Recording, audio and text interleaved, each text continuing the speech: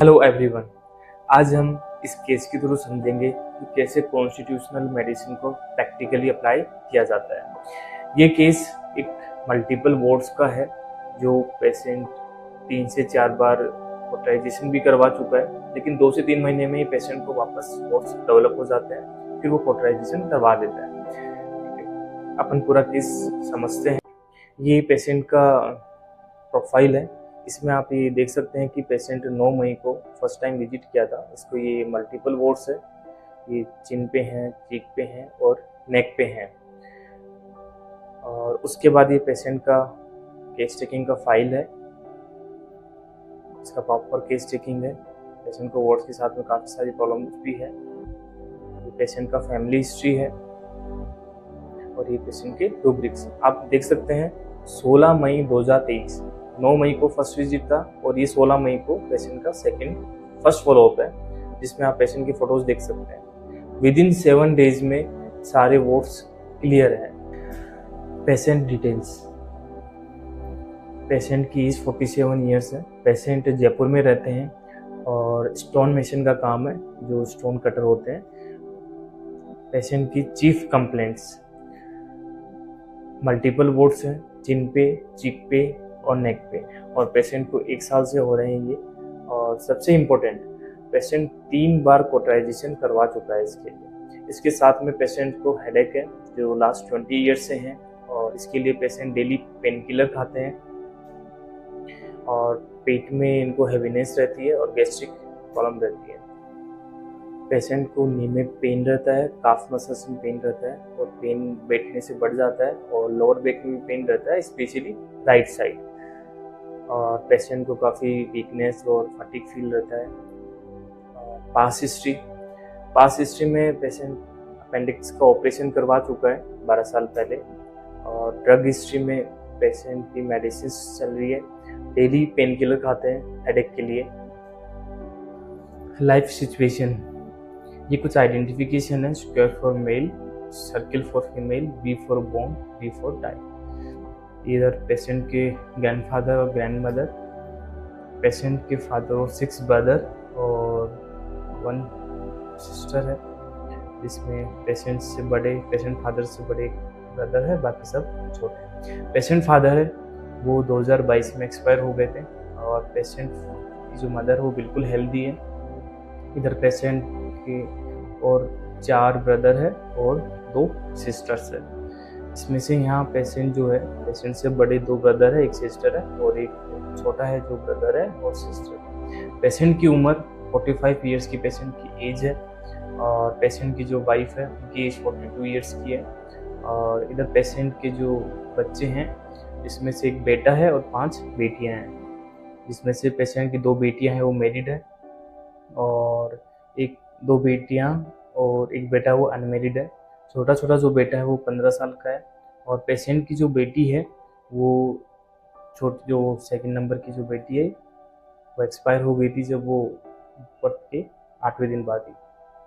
इसका कारण पता नहीं चला है। और यहाँ पेशेंट की जो फैमिली है वो 20 साल पहले ही अलग हो गई थी। अब इसके बाद अपन बात करते हैं पेशेंट के कॉन्फ्लिक्ट्स।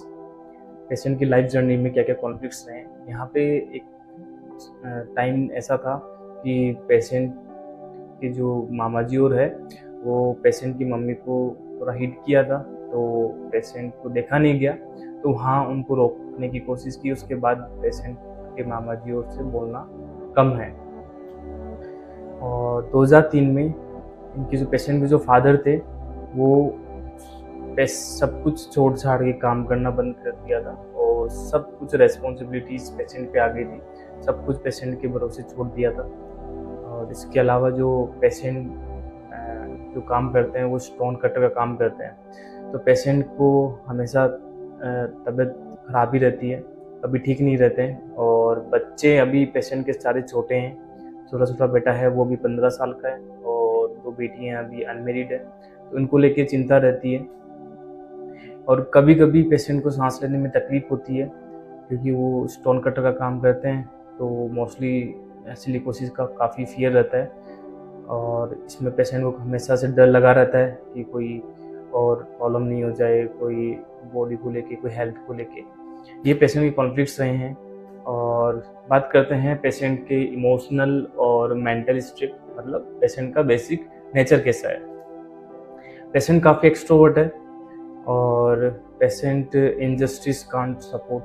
पेशेंट को नेचर में गलत बिल्कुल नहीं सहन होता है। आपने अभी देखा पीछे कि पेशेंट की उधर मदर की मामा जो की भाइयों में लड़ाई हो गई थी, तो पेशेंट को सहन नहीं हुआ और पेशेंट ने वहाँ अपोज किया। तो ये इनजस्टिस कांट सपोर्ट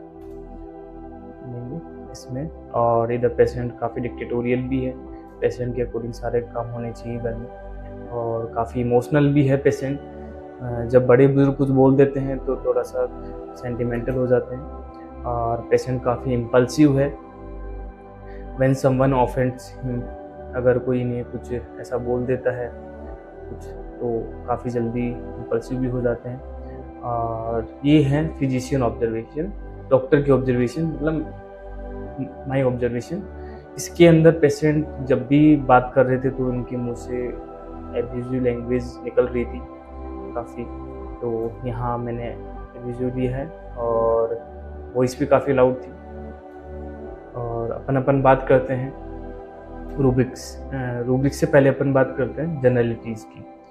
इसमें पेशेंट का थर्मल है वो बिल्कुल एम्प्टी थर्मल है।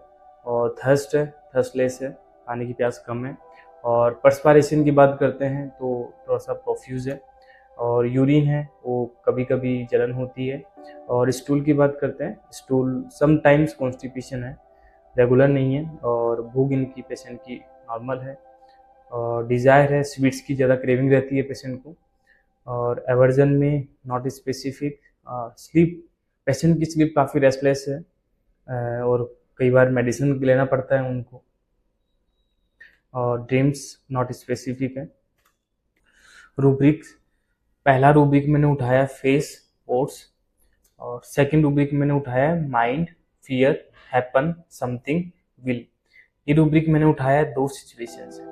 पहली सिचुएशन, पेशेंट को कांस्टेंट फियर रहता था अपनी हेल्थ को लेके, क्योंकि उनका जो वर्किंग था वो स्टोन कटर फैक्ट्री में था और वहाँ मोस्टली सिलिकोसिस होने का फियर रहता है। और दूसरा सिचुएशन कि अगर पेशेंट को हमेशा फियर रहता था कि अगर मुझे कुछ हो जाएगा तो मेरे बच्चे भी छोटे हैं, 2 डॉटर्स हैं, उनकी अभी शादी नहीं हुई है, बच्चा है तीसरा जो लड़का है वो अभी स्टडी कर रहा है। तीसरा रूब्रिक मैंने लिया है mind, anxiety, family about his. Fourth rubric मैंने लिया है mind, injustice, can not support. ये रूब्रिक मोस्टली पेशेंट के नेचर में रहता ही है।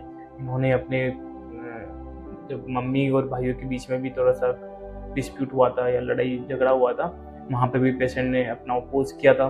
पेशेंट के नेचर में रहता ही है, कभी भी कुछ गलत होता है तो वहाँ रिवोल्ट करते हैं। लास्ट रूब्रिक लिया है मैंने माइंड अब्यूजिव। ये केस चेकिंग करते समय पेशेंट काफ़ी लैंग्वेज यूज़ कर रहे थे। और इन रूब्रिक को जो मेडिसिन कवर करती है वो है कॉस्टिकम, सीपिया, नेट्राम्योर और सल्फर। याद रखिए, हमेशा मेडिसिन जब भी प्रिस्क्राइब करना होता है तो रूल आउट करते हैं, रूल इन कभी नहीं करते हैं। और यहाँ अपन देखते हैं इस केस में तो सल्फर टूवर्ड्स हॉट है, नेचर में काफ़ी एस्टीम वाला है। नेट्राम्योर टूवर्ड्स हॉट है लेकिन काफ़ी डिग्निटी है इसके अंदर जो पेशेंट पे ये नहीं जा रहा है। और सीपिया है जो काफ़ी एम्बिशियस होती है और काफ़ी हार्ड वर्किंग होती है, तो सीपिया भी नहीं है। रहा कॉस्टिकम मेडिसिन मैंने जो पेशेंट को प्रिस्क्राइब किया है वह है कॉस्टिकम 200 ड्राई डोज। और इसका मैंने 5 ml का ड्रॉपर बना के दिए जो ओडी रेगुलर में 14 डेज की मेडिसिन मैंने पेशेंट को प्रिस्क्राइब की है। और सबसे इम्पोर्टेंट इस केस से ये क्लियर होता है कि अगर प्रॉपर कॉन्स्टिट्यूशनल मेडिसिन प्रिस्क्राइब की जाए तो क्रॉनिक केस में भी बहुत जल्दी इफेक्टिव रिजल्ट्स देखने को मिलते हैं।